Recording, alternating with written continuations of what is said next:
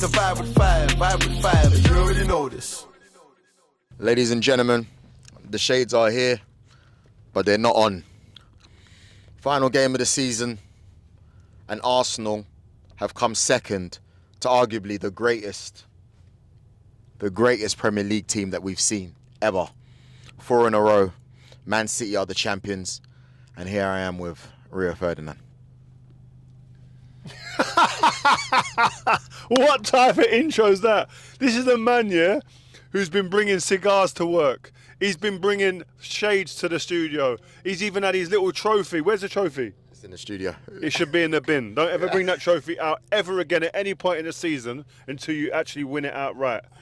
Listen, man, I think you're right in what you said. I think, listen, all jokes aside, we have a laugh and we love having a laugh. You're an Arsenal fan. We've got Man United fans around us, Chelsea, Liverpool, etc., right? And we banter each other, but Arsenal put up a great fight. And like you said, this is against the most dominant Premier League team we've ever seen. Charges aside. Yeah. This is we wait to see what happens there. And you know what? I'm not even bantering Man City about it. I think for football in general, for the broadcasters, the media, the fans, the Man City players and staff, everyone and the fans connected to that club, there's a cloud over football, over Man City with these charges. The powers that be need to make sure that they finalise this ASAP. We're seeing Everton, we're seeing Nottingham Forest get points deducted, right? And their situation, I know it's maybe a less complex situation, but listen, man, the processes need to be put in place. It's been 2 years. How complex is 115 charges, I don't Rio? know, but 2 years. Just one charge. I'm not saying you got to solve it all at the same time. But 2 years since the charges first came out, they've won 2 Premier Leagues since then. Do you know what I mean? They've been allowed to win 2 Premier Leagues. So the powers that be need to really just knuckle down and get this done for the good of the game, for the betterment of the game. Listen, imagine you're a Man City player walking around there and you're going, you know what, we just bust up the whole league 4 in a row, and they've got people coming at them, yeah, but 115 charges, you lot are guilty, you lot have done this. It ain't nice, man. It still leaves a bitter taste in their mouth. And I know initially they'll be going, you know what, shut up, we've won this. But when someone can still doubt you because there's a charges hanging over your head, it ain't nice. So for all people concerned in football who are part of our beautiful game, this needs sorting out ASAP. Please. Well said, Rio. Well said. And you know what? My Spotify playlist this week is going to be full of sad songs. I'm not going to lie. Is it? What are you going for? The only way is up, baby. Oi. What are you doing? Solos. A lot of wise Michael Jackson, Human Nature. Oh my God! You know, I'm going to get you one. I'm going to get one before we leave. So right now, I'm really struggling right about now. I don't know what's on your playlist this week. Your Spotify one. Well, you know what's on my... let me see what I've got at the moment. Everybody loves the sunshine. Yeah. Roy Ayers, I got that. I think you lot for tonight are going to need a bit of white noise. Just like for the them baby songs where you just like go to sleep with them songs to get you to sleep. It's mad. I'm not going to lie though, Rio. Even though I'm smiling and I'm putting on a brave face, this hurts, man. And I think it actually takes me to ask you, you've been so close winning the league, and the next thing you know, Aguero! One of the most legendary moments in the Premier League. For some. You know, well, Troy Deeney says his is the most legendary. Troy didn't mean that. He's been misquoted. I've not seen it. I've not seen it. He must be misquoted. Troy? You mentioned that before, but... Troy? Did you really say that, Troy? Come on, man. We need to talk about this, We need to talk about it. Yeah, but yeah, you've been part of one of the major moments, and... Yeah. How did it feel, Rio, man? Like, because I think... It was different. The context is a bit different. Like, today, obviously, there was no point today where Arsenal had one hand on the trophy and it was in their hands and it was all like, we've won the trophy. We're the winners at the moment. There was no point that happened. I was in a game where the game finished. We'd completed our side of the bargain. And at that moment in time, if the whistle goes, we win the league. And everyone in the stadium were going, have we won it? Have we won? Yeah. This is the score there. Then all of a sudden it changed, and then obviously your heart sinks and you're absolutely floored, and you never get over that. I've got to be honest. I mean, I always say this. I could be having a good day. I could be having an okay day. I could be on a beach somewhere in the most idyllic place in the world, and then all of a sudden I'm having a great time, and then I just get a flashback Aguero! to that moment. Yeah, when I didn't even. It's not even that commentary. I've got flashbacks to seeing the crowd at Sunderland at that stadium screaming and shouting. They're not even supporters of Man City because they didn't want Man United to win so much. They were cheering, and it meant obviously that City had scored it, which meant that we didn't win the league. So the moment in the change room when the manager's going, listen boys, you lot, listen to them fans, remember the faces, remember their chanting and laughter and laughing at you, and their jubilation at you lot being pipped for the title here, and let that be the start of the fire burning for next season. And when you've got moments where things aren't going well, you draw on this here to make sure you get over the line and you go and win that league next year. And we managed to do that. By nicking Van Persie. Yeah, but Arsenal, we found a way, didn't we? Arsenal now got to find a way. Like, what's going to get them closer? Now, Arsenal, I think 16 out of 19, they won on the run-in. Man, we had a really, really good in the Premier League, right? Yeah. Like, it's only the Villa game that really did us dirty in the new year, and then obviously West Ham. Yeah. End of last year, it was those games. When you look at the Fulham results, they nicked 4 points off us. It's margins, man. But as fans, as players, that's what will be happening all the way through the summer, and probably for the next, until you win it, your players will be going, where did it go wrong? What was the moment? Where was it? Was it Aston Villa? If we had a 25-30 goal a season man up front, would that have been the difference? Or was there something else that we don't know now behind the scenes that's gone on? Do you know what I mean? But one thing I would say, I think you've got to give props to Arsenal Football Club for where you guys have come. When Mikel Arteta come in the door, there were many fans like you saying, Arteta, who's this? Why? How? What? Where's he come from? Etc. Questioning him, which happens, and fans have got the right to do that. But he has shoved that straight back down anyone who doubted him's throat for where he's got you. And he's readjusted, realigned this football club into a club that, and people that now believe they can challenge, believe they have the right to be up there. Where when he joined, it was a club in disarray, no hopes of really aspirations of winning or challenging, begging to get in the Champions League again. Do you know what I mean? So inconsistent that the culture and environment at the football club was on its knees. He had to go and shift a lot of players out. The Aubameyang situation, everyone was questioning him. He came in full force and believed in what he'd done. Now he's got the club believing. Yeah. But all of that, with that being said, all of what the positive stuff I've just said there, he now has to find a way to keep those players still believing, to keep those fans still believing. He has to find a way to win now.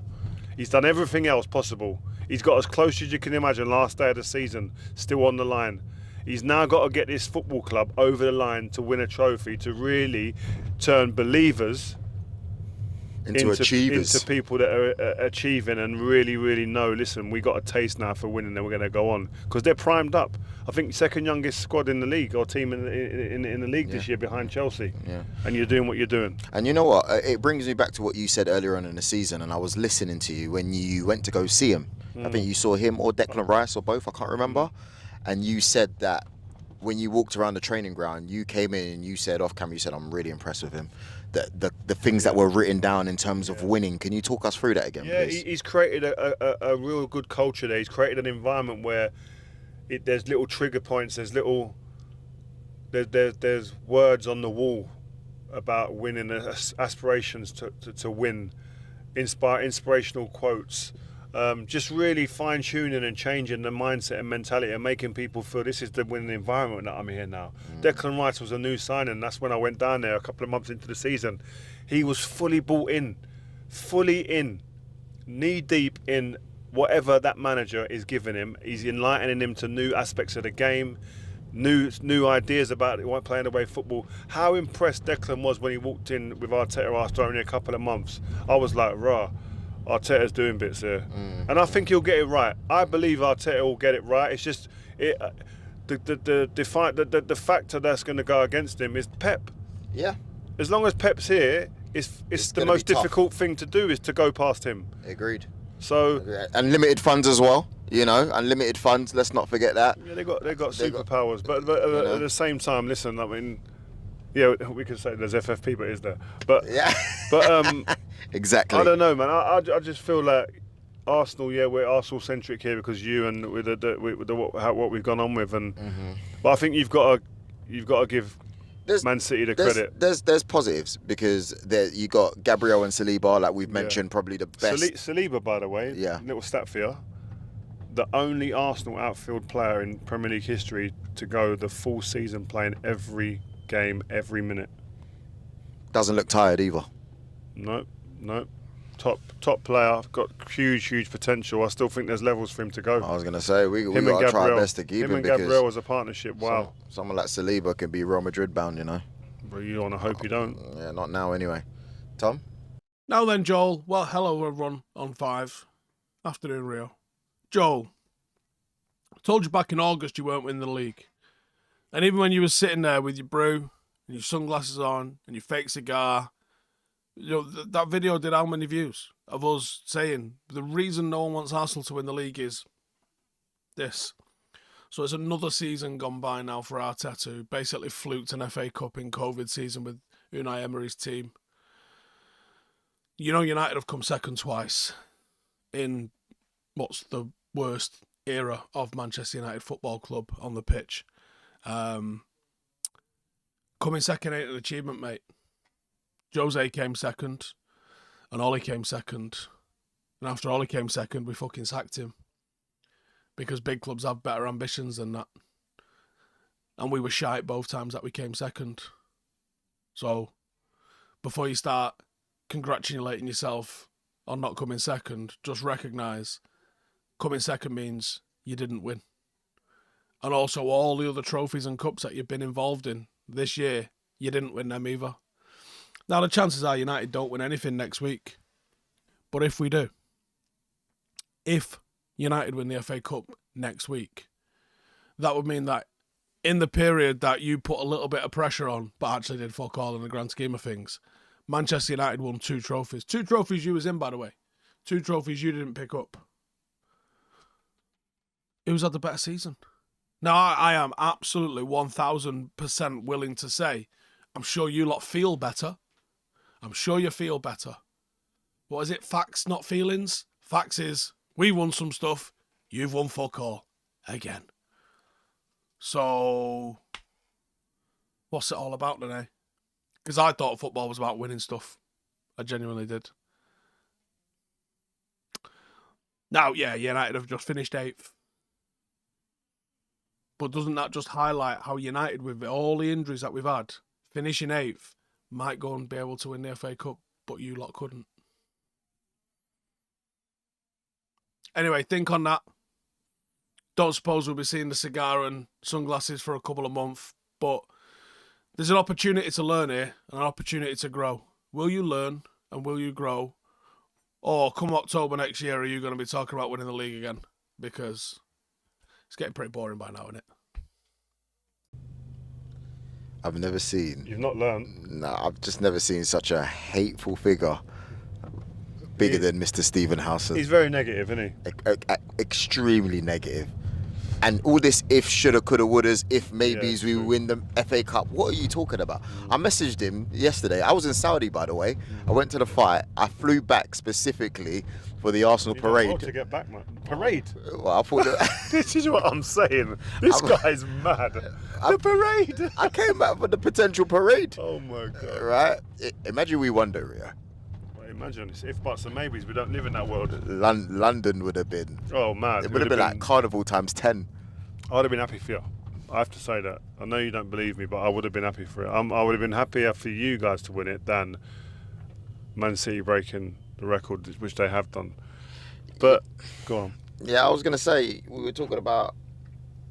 Shut up, Stephen. By the way, but yeah, we were talking about players and stuff like that, and I think one of our players this season. He's played a lot of games as well. Bukayo Saka, top player. I know that there was a few comparisons being made where the questions were brought to you, by the way. And I know you're a big fan. I know you are. What do you reckon of his season? Saka, I think his goal involvements are only like, I think all in all from Foden is about, I think 5 or 6 below. But I just want people to stop making a comparison. I was asked a question, I answered it, and it just got blown right out of proportion. I love both of them. I think they're both fabulous players, but very different players. That's it. I just think like Foden, man, he's ceiling so high. Like He's been wicked, man. what else? Deservedly so. Yeah, the best football write-offs, Player of the Year, yeah. Premier League Player of the Year. He's going to get every award going in domestically, Incredible. I think, and rightly so. He's been the outstanding player. When Man City lost their two superstars, Haaland and De Bruyne, earlier in the season, he carried the team, came up with the goals and the moments in those moments when they had those players out. Then all of a sudden, winning goals. back end of the season, when the trophies are being handed out, when the pressure's at its highest. Last 6 games of the season, pressure's on. He gets 8 goals and 1 assist. Like, he don't go to sleep or shrink in those moments. He gets better. All the great attacking players of the Premier League history, right, have moments where you go, oh my God, that was the moment where, you know what, he cemented himself as like, whoa, one of the top ones. He's took this team on his back now. He's one of the guys they look to now, if not the guy at the moment. I was with him last week. But what my point is, Frank Lampard had 2 goals against Bolton when they won the Premier League. Gundogan last season came up trumps. I can go. Aguero had his moment. Like, you can keep going, right? Van Persie had his moment. Van Nistelrooy, Foden's had the moment. The 2 goals. It's on the defining day of the season. He gets 2 goals. Early, 79 seconds, by the way. Yeah, man. But and it's beautiful to see a player. Listen, he's a City player, but I've got to put that to one side. He's a young English player, and I love him. And he's gone and just done that. And so I'm happy that he's got a moment, because sometimes you need that to crystallise to people that, you know what, I am certified. I am a certi player, and as I said, that's why he's the best player in the league at the moment. He is. Yeah, no, honestly, even and you asked me myself, about Saka. I don't know why I went to Foden. Sorry. Yeah, no, it's fine, because I think the reason why I asked is because obviously they're 2 players that we're going to need as a nation as well in the summer, and to have them both have outstanding seasons.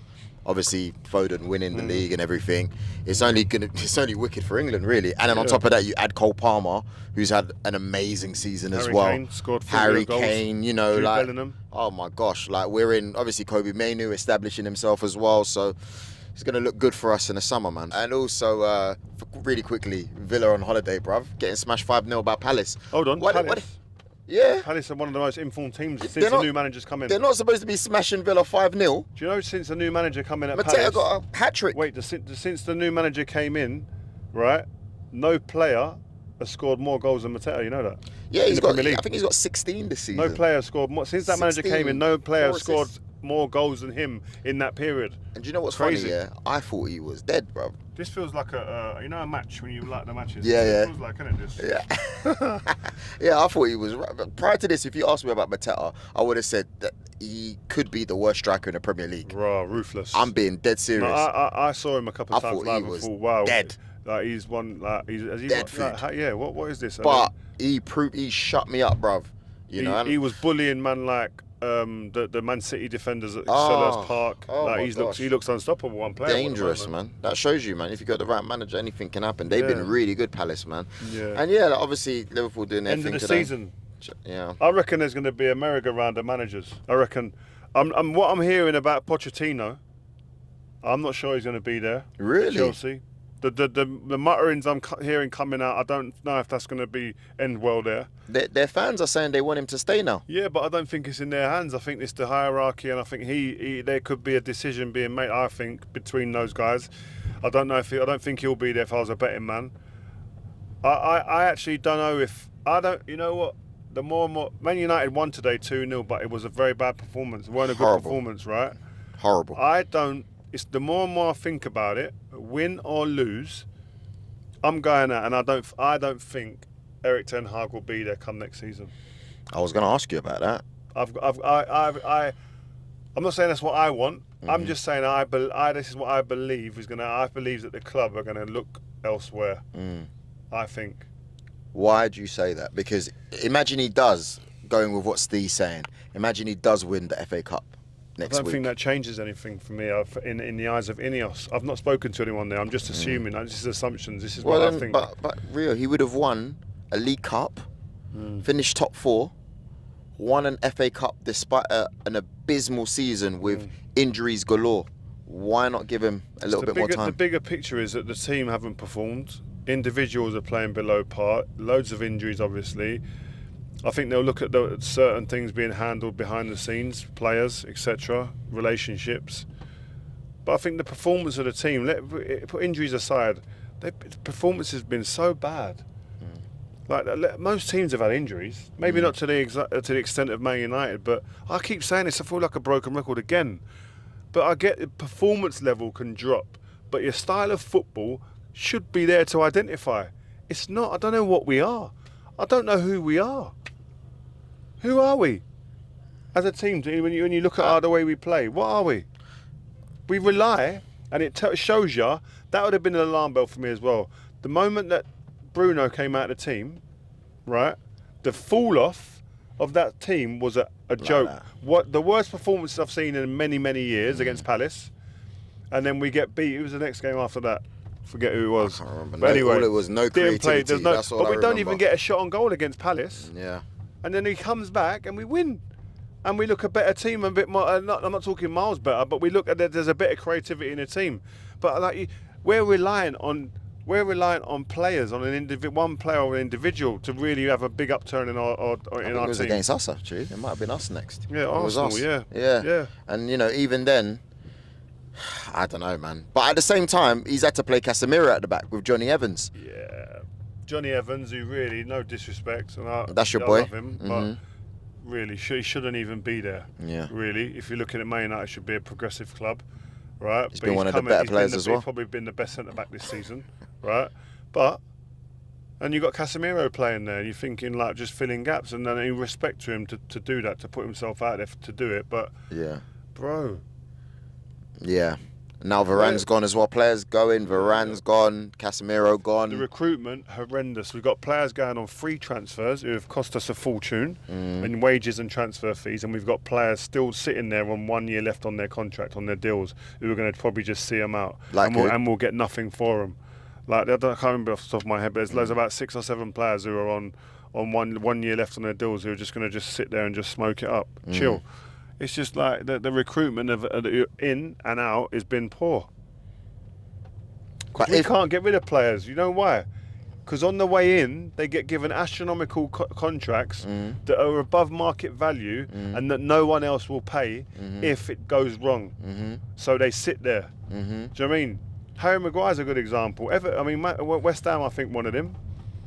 They're willing to pay him probably half of what he was earning at Man United. He said no thanks. But Harry Maguire, I'd be the same. What do you mean go and get half and go to a lesser club? No thanks. And uproot my family. Nah, I'll stick around, mate, and fight it out.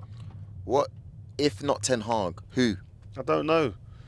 My idea, if I was Man United now and I was Ineos and I was advising them now, right, I would go and get a coach. I want the best coach around. Somebody who speaks the language, yes, who can communicate with the players, but who can implement a playing style and really coach the hell out of young players, coach the hell out of experienced players, gel players together, create a cohesive unit, right, that we can all look at and go, right, okay, coaching football out of these players and create a team now, right, create a good team. And I'd get somebody in the club, if it's Dan Ashworth who's coming in or Jason Wilcox who's part of the recruitment, I don't know who it's going to be, but who can now be the voice and bit of management from above and the hard questions and the press conferences. Take the conventional way of doing it where the manager has to always be the guy. Get someone else to let the manager now be the coach. Let him coach the team and let someone else take some of the bullets and be in the firing line. That's easier said than done though, Rio, because if, for example, that's done and then things go left, then people will be coming out going, oh, why is the manager not speaking when it goes wrong? It looks like he's hiding, or why is he not doing this? We want to hear from the coach. No. So it's easy to say I'm that. saying you manage the questions, you manage the press conferences. Like you manage it. Well, I'm not answering that. He can answer that. And you got both there. I'll take them ones. And they know before they go in, they preempt it. Any question around this, I'm going to take it. Anything around the team. That causes more of a circus, man. It really does. You do what you got to do. You got to let the manager go in there and coach, man. The only problem is, the reason why you're saying that is because Ten Hag's just giving wild answers at these press conferences as it stands. What you probably do, you tell Ten Hag, stop feeding into stuff. If they ask you X, Y, and Z, you say X, Y, and Z or A, B, and C. Because I think his answers... And when he's saying, "Oh, we've been playing well," and I just think you it's take crazy. it out of a person's hands, Like, if someone under the spotlight with the microphones in their face, not everybody can deal with it. So you take it out of their hands, take it out of their responsibilities. We're going to take care of this and we're going to manage it much better. Ineos manage that area much better. I'm just giving them an option to do. It ain't got to be that, but find a way of managing these moments better than we have. Yeah, because it's been soap opera after soap opera. Out of all the big clubs, the mega clubs, shall I say, worldwide, it's going left, man. It's going left for you. Obviously, Tottenham beating Sheffield United 3-0 means nothing, really. No. You know, they should have done their business when they had the chance to get in the Champions League, but they didn't. They didn't beat City either. Obviously, Fulham beating Luton 4-2. Chris Wood deciding to get a brace today when he should have got those goals against Man City, but I digress.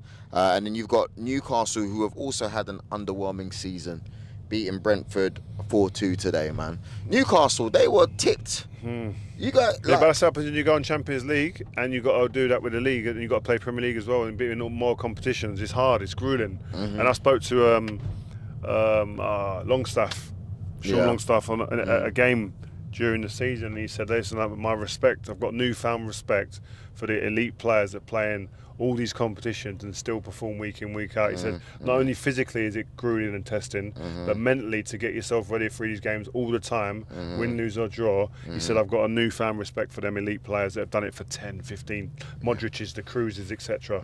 Said he can't believe it. He said it's different. It's different level. Well, that's it, Rio. Manchester City are the champions of the Premier League with 91 points. Arsenal getting 89 and not winning the league. Crazy.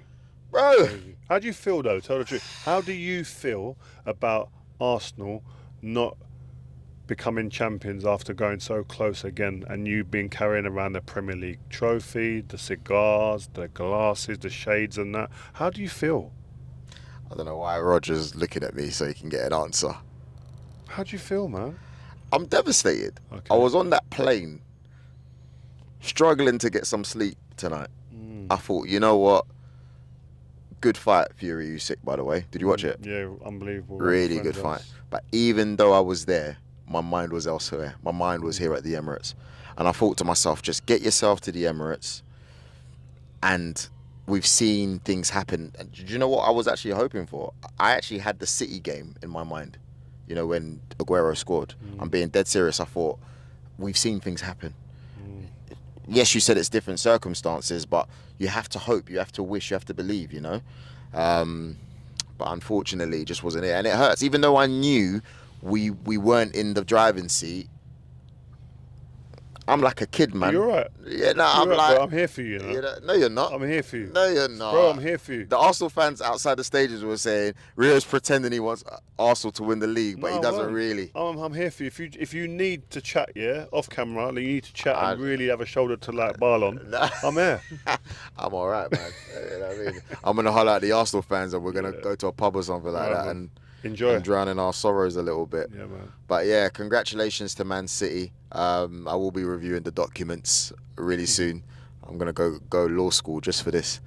And yeah, Rio, thank you very much for allowing us to do Bible 5 in the car. I know that straight after TNT Sports, you've been busy, man. Come out, you still in the outfit and that. I know. You know. Dressed to impress, you know what I mean? Hopefully the Arsenal parade will be back on next year. That's right.